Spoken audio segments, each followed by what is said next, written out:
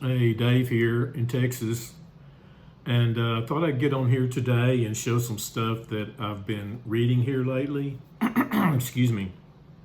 Uh, Here the other day, I'll mention my teeth. I was eating something for breakfast, and I usually eat fruit for breakfast, and was eating an orange and a kiwi fruit and some grapes and felt something in my mouth, and I thought it was one of the oranges seeds that I had bit down on, but was actually a tooth in my mouth that broke off at the gum line. So, immediately I was shook up by that and, needed to call my dentist and went to that dentist. Then he referred me to a oral facial guy that's was going to take care of all that, and eventually I'll get a bridge put in, but for now I have to I had that part done, but then you have to wait for all that to heal for about 3 months, and then you can put the bridge in. But anyway, I'm on the road to recovery and got one of the bad parts behind me, but anyway, happy 4th to everybody that's watching. And here's some stuff I've been reading lately. I read these quite a while back, but it's a 5-book set called Adolf by Osamu Tezuka. And he's the same guy that created the Mighty Atom or Astro Boy cartoon.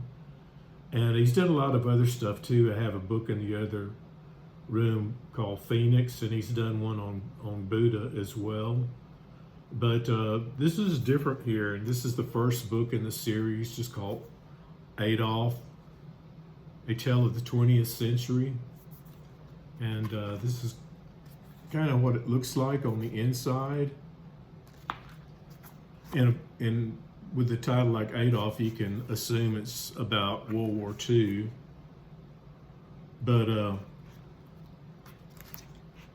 generally, what it's about, and like I said, it's a 5-book set. Here's what the others look like. And starts out about these 2 young boys in Japan, and one of them is a Japanese boy whose parents run a bakery in town, and they're Jewish. And I don't know if his whole family is Jewish, or maybe just his father or mother is Jewish. And he's friends with another boy in town that is half Japanese and half, his father is German. And his German also happens to be in the German military and is staying in Japan and taking care of, diplomatic stuff in Japan, etc. And so both boys are friends. And of course, the boy who has the father that's a German doesn't want him socializing with the Jewish young boy, or the half Jewish or all Jewish boy. And of course, both boys kind of still want to remain friends. But as the story goes along or gets further into it, eventually the war keeps going on and gets further into it. And the father of the German father sends his son off to, I forget what they call it, but sends him off to Nazi training school for the youth in Germany and Japan. And also this story also has a second part to it about a journalist that is writing about all that politics and everything. And he's looking for his brother. And I kind of don't want to get too far into that, but it is a sort of a mystery.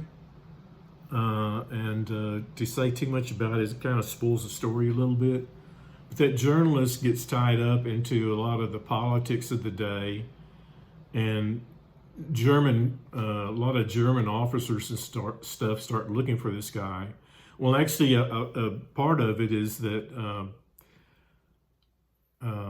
one of the boys has found out that, well, to go back, this is sort of based on a lot of facts, so it's kind of like a historical fiction, and there's a lot of events and stuff that have happened in here that actually happened at that time. And but one of the things that's a fiction, though, is that one of these boys has found out that Adolf Hitler maybe have some Jewish ancestry, which I think is just a false propaganda thing, or maybe back at that time, or maybe just Tezuka made that up to make the story better. But anyway, the Germans are kind of looking after this piece of paper to destroy it because they don't want that to get out in the public, knowing that that would really injure their campaign against the Jews. And so they're looking for this journalist, thinking he may know something about all that. And the journalist is on the run from the Germans. And then you also got the story about the two boys and how that's all going to play out. And all that stuff mixes together with the time frame and everything. And yeah, it really was a really engrossing read. And I really think this guy here, Osamu Tezuka, is really a good artist as well. A large part of his influences was from Walt Disney, and you can kind of see that in a lot of his art, which I didn't mind at all. Some of it is highly detailed, like that there. But I was trying to show you, like here it shows a timeline as well. This is 1939. And it kind of tells you all what was going on at that time with during pre-war and during World War II, and what was happening in Germany and all that at the time. But he kind of interweaves a lot of that in here too. But really overall, I think the biggest part of it is a mystery concerning that journalist. And that journalist really goes through a lot of trials and tribulations during that time where he gets beat up and caught and all that kind of thing. So yeah, real interesting story. Let's see here. And then I was also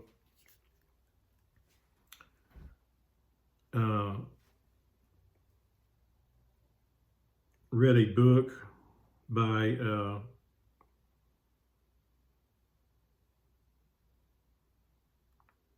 R. Crumb,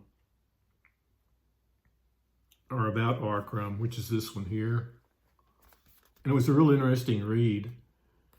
I've always liked the way that it's by Dan Nadel, perhaps. And if you've ever seen the Crumb movie, which is this, I think it came out in the 90s. It kind of goes over a lot of this type stuff. Although, of course, the book is, a lot more in-depth about his life and goes on further than what the film did. But I've always liked the way that Crumb has drawn, although I didn't really care for a lot of his earlier stuff, like from Zap Comics and that type thing, because it kind of got too freakish for me, or too pervy, actually. He was really a hedonist. Of course, that kind of fits in with him being in the 60s too, I guess, with free love and drugs and all that type thing. But you can tell he was really a pretty smart guy, being well read and everything, and just kind of wanted to do his own thing. And it also talks about his brothers, the oldest one being Charles, and talks about his family life. His mother, actually, I think his mother had some bipolar or something like that, caused her a lot of discomfort and grief or whatever, and also played into that whole family dynamics. And so it kind of like influenced, or maybe it's kind of like a lot of his siblings also kind of had mental, I want to say mental disorders, but however you want to say it, they had their own mental illnesses that they had to overcome. And actually, Crumb's older brother Charles, who influenced Robert a lot by drawing and getting into cartoons and movies and books and stuff like that, actually committed suicide later on in life. But yeah, it was a real interesting read. If you're interested in some of Crumb's stuff, I've read some of his stuff, but not all of it. I always thought this is a nice book here, the Robert Crumb Handbook, and has like a kind of like a greatest hits. This is on MQP. But Robert Crumb is also a musician. It comes with a CD of the music. He plays banjo, and I think he plays some other stringed instruments, and still does it probably to this day. But this is a well-made book. It comes with text and stuff to tell you about some of this stuff. And yeah, it's one of his better books. And then also this one here, this is the R. Crumb coffee table book, art book. It's a real big book, and has a lot of, things about him and about the time, and, a lot of his cartoon strips as well. So yeah, I can really recommend those by him anyway. And I've got some other stuff by him too that I didn't bring in here. I was also reading this, which I thought was pretty good. This is the Toon Treasury of Classic Children's Comics. And it's selected and edited by Art Spiegelman, who did Mouse and some other things, and his wife, Francoise Mouly, who's a French lady. I may not have pronounced her last name correctly. But it's just early comics that he has liked. And there are all kind of comics in here, like Archie, Donald Duck, Dennis the Menace, Melvin Monster, Pogo, and various things like that. And always, I don't know about anybody else, but always read mine without the little Lulu's in here too, without the cover on it, so I don't mess up that. But it's on like cheaper newsprint, so you can get it fairly inexpensive if you go online someplace. But it's filled with all kind of sort of children's comics. Some are really well drawn, and others are just kind of quirky. But yeah, a lot of these comics I'm not familiar with, and here's one called Jigger, about a dog. So it's been real interesting to just kind of look through here. Here's one called the Pie-Faced Prince. A lot of them are kind of fantasy oriented. A lot of them are kind of surreal. So yeah, it's been a fun book just to kind of pick it up and read it from time to time. A lot of the stories are only like about 3 or 4 pages long. But yeah, this is called the Toon Treasury of Classic Children's Comics. And I got my copy here for at half price for, let's just say $10. So you might look around, if you're interested, you can look around at half price or maybe eBay or someplace like that and pick up a pretty cheap copy. Also read this is Binky Brown sampler from Justin Green, who was an early underground cartoonist. And I found a really cheap copy at Half Price Books for around $9. And I've always been interested in it because one of my favorite genres of comics is sort of the autobiographical comic or the slice of life comic. And it's just about his travails growing up, being in the Catholic faith, and how it kind of, I guess you could say, influenced him, or how it kind of, it's just influenced his life and everything, kind of made him paranoid to a degree, or I don't know, created a lot of guilt and stuff like that. This is some of the cartooning. His cartooning is actually really good. I gotta say though that I'm not as impressed with this as I thought I might be, but for what it was a pretty interesting read.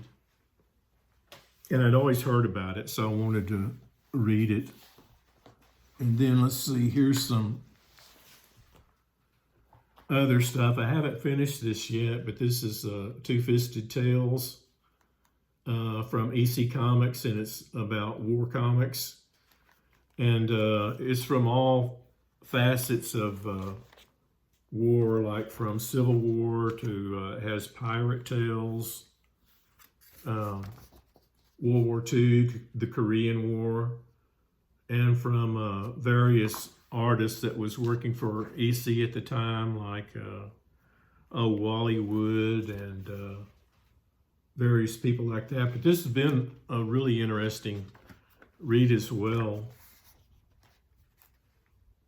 And it's a pretty nice thick issue, so pretty decent. I read this Spirit comic here by Paul Chadwick. I always liked Paul Chadwick, and I like his comic book, Concrete, which has just started being, he just started a new story on that here recently. This is a British comic called Spellbinders, and it has 3 different stories in it. I thought the weakest one was this Amadeus Wolf, but I like the other 2. I think that's the one I found. No, I think it was Nemesis. Anyway, I like this Slain one the best, which is, I think, a Celtic warrior. I've got another one of his in the other room, which is a kind of a collection of it. Although he pronounces the word differently, it's Shalarn. It's got a little footnote down here. That's how you pronounce this, Shalarn. But pretty interesting, by 3 different artists and 3 different writers. But was an interesting read. I read the first part of the Sandman Mystery Theater, which I liked, and I'll probably end up reading some more by this. This is by Matt Wagner and Guy Davis. Kind of a mystery type thing. Read this one called Abductions, which is not the first part of it, by Michael Cherkis and Larry Hancock. Larry Hancock. It's about UFOs. And this is sort of, they did several books, and this is sort of the middle of the books, but I've got the others back there, and I need to start at the beginning and read it and see what I think. But pretty interesting. All right. So Then I have been looking at some movies, and I saw this one recently. This is called The Black Panther. It came out in 1977, and it's a British movie. And by the way, you can see this on YouTube if you want to watch it for free. But it's just about this guy. It's taken from true events that happened in Britain, I think around the 60s. It's just about this guy, this military guy, ex-military guy, that stages holdups and was just kind of a really hateful type guy. But, and everything he did, it seemed like he was a big screw up. But, you know, talks a little bit about his family and how he treated them, which wasn't very well. And it's kind of a little bit of an exploitation film, I thought, but was interesting nonetheless. I didn't know anything about this guy, just kind of heard somebody talking about it on YouTube and thought I'd give it a try. And yeah, indeed, it was a pretty interesting movie. Then I saw this called Taken. This is a series that came out in 2002, which I wasn't aware of because I was working then and didn't have much time to watch TV. And I did have a VCR, but I didn't ever know anything about it. This is up on YouTube as well. And is I think it's like a 6 to 10 part series. I can't remember now. I think a 10-part series actually is pretty long. But I did really like it, even though it's from 2002. And it's got different directors and there's a couple of different writers on it. But it's all about UFOs. And it goes through several generations of people and their children. And it starts out in World War II. And this guy's flying a aircraft in World War II and sees some UFOs. And then it switches to, I don't know, I guess around the time where the UFO crashes at Roswell. And shows one of the guys at Roswell. He's a character in it for a while. And then he gets married and shows his family. And there's a woman up in Lubbock, Texas, that is also drawn into the story. She meets a man who actually is the guy that was in World War II. He's not in the one from World War II, but she meets the guy. And anyway, I think I'll leave it at that because you start giving away plots, and it's not quite as good. But I thought it was real well made. I mean, yeah, it is kind of dated. Parts of it are kind of melodramatic, and I don't know, but overall, I did really enjoy it quite a bit. I watched this, which doesn't seem like it'd be a good movie. It's called The Adventures of Greyfriars Bobby, which is about this little terrier dog. It takes place in Scotland. And I've been to Scotland, and they showed a few of the sites there, particularly there's a certain castle up on the hill there that I went to that's in the movie. And it's just kind of like a family movie, but it's really well done. And it's just about this little dog and about the government of that small town that this takes place in. And the little dog keeps going to the cemetery, and they want to keep him out of the cemetery because his master has died. And he keeps going to the cemetery, wanting to, sleep on his grave and everything. But yeah, I really thought it was kind of heartwarming, and I really enjoyed seeing it about the dog, and there's a little boy that's looking after the dog too, and the wife of the man is brought into the story as well. But it's just about the whole community at large, and I really thought it was a pretty good movie. This is on Amazon Prime if you happen to have that. and this is on Amazon Prime too. It's The White Buffalo with Charles Bronson, and he's looking for this white buffalo, and he joins up with a friend to help him kill this thing. And Bronson keeps having this dreams about this buffalo. Sort of, it has a certain mysticism to his dreams. And he eventually meets up with this Indian here. It's a Crazy Horse, although he's kind of in disguise. But he's also looking for the white buffalo. And the first part of the movie I didn't enjoy as well as the second half of the movie, because the second half, some of the scenery takes place up in the hills of Colorado or the mountains of Colorado. And I really thought it really picked up during that half. But during the time that this takes place, the white settlers aren't very friendly towards the Indians and vice versa. But they eventually make friends to a degree. So, but yeah, real interesting Western. And that the White Buffalo's on Amazon Prime too. Then I watched a series here called The Burrows. This is a series on Netflix. And in some ways, it kind of reminded me of this earlier series called Stranger Things, about the kids and sort of spooky stuff going on in their community. I never did finish Stranger Things. I kind of lost interest in it. But this held my interest all the way through. This is The Burrows. And it takes place about UFOs too, but is in sort of a, I guess you might say, gated community for elderly people. And all these people are elderly, and one guy gets, his family says it's best for him to go to this community because they feel he may not can take care of himself.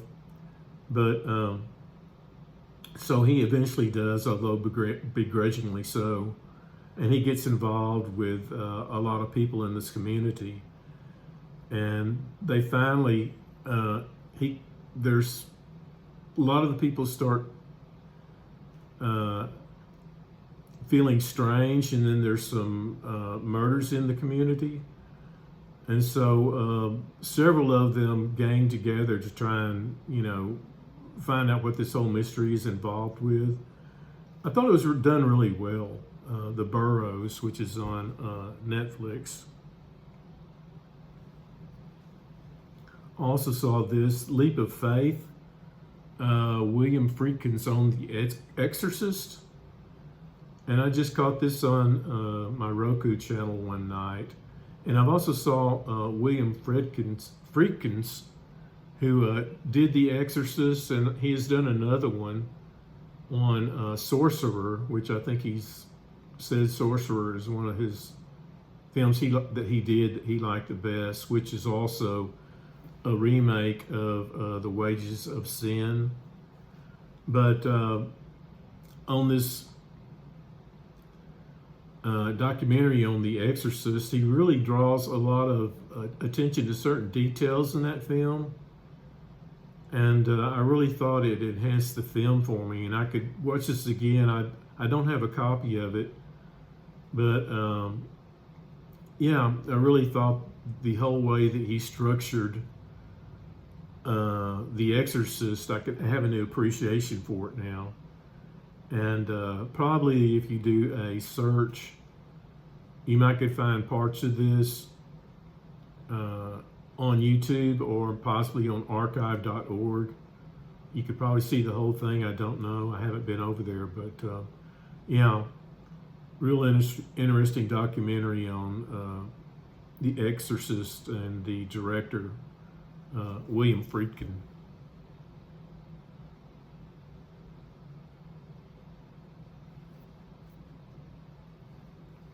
I think that may be it. I'd read a few other things on my iPad that I have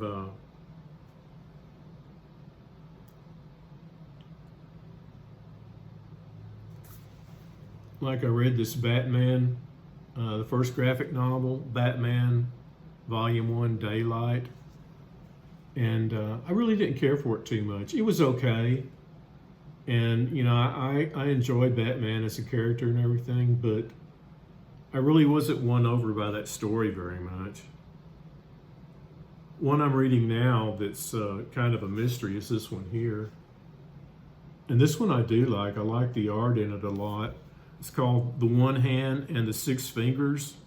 It's two graphic novels kind of dovetail into each other, which is the way it was supposed to be, but by two different authors. One of the authors is Ram V, and he does, I believe, I'm not sure which one he does actually, but yeah, I really did like the artwork on this. As you can see, it's pretty graphic looking. And I don't know what kind of art this is. I don't know if it's taken from photographs or whatever, but it has a really photographic look to it. And yeah, that appeals to me quite a bit. But yeah, The One Hand and the Six Fingers, kind of a detective's tale about this guy tracking down supposedly a serial killer. He had caught one serial killer and put him in jail, and then there was a copycat, and he also put him in jail. So there's a new killer currently working, and he doesn't know if it's the same one or what. But yeah, interesting tale.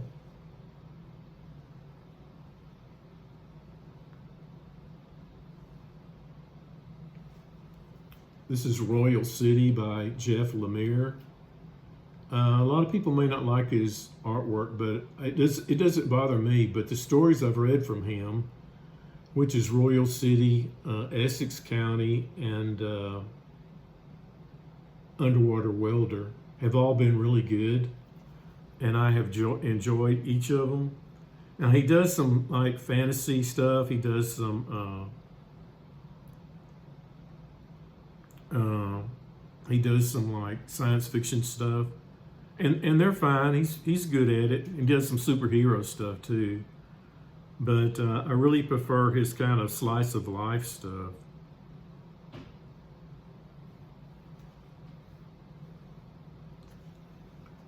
I like this guy too, Ed Brubaker. This is Criminal, which is crime stories.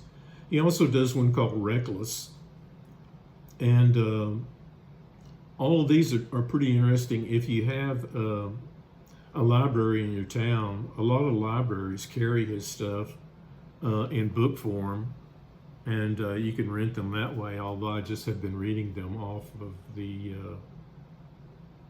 Hoopla app. And yeah, he's got a new book out, which I'm anxious to read once it lands.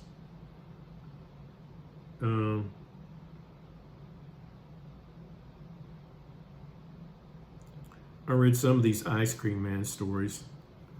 Wasn't a huge fan of them, to tell you the truth. I didn't care for the art all that much, and some of the stories worked, and it's like an anthology of things, and some didn't, but yeah, some were okay, some not as good.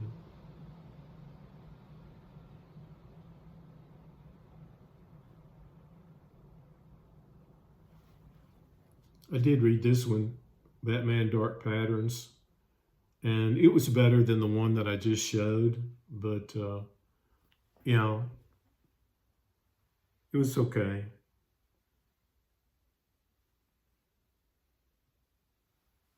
I thought this was a good book, though. This is from Carol Tyler, Soldier's Heart, and it's just about her memoir about her growing up. And actually, she's married to Justin Green, that did that book I just showed on Catholic religion. but it's just about her relationship with her father, who was kind of a gruff type guy, and about her and her family, and growing up with her father, who was in World War II, that had PTSD probably, although back then it was never referred to it as that, which might have been partly why he was the way he was. But I thought this is a really good one, good book too, autobiographical, etc. Speaking of Robert Crumb, his father was a Marine, and he seemed like he was a very gruff man, but it kind of seemed like that he was the only one really holding, the kids may not, and maybe even Robert, I don't know, may have not has been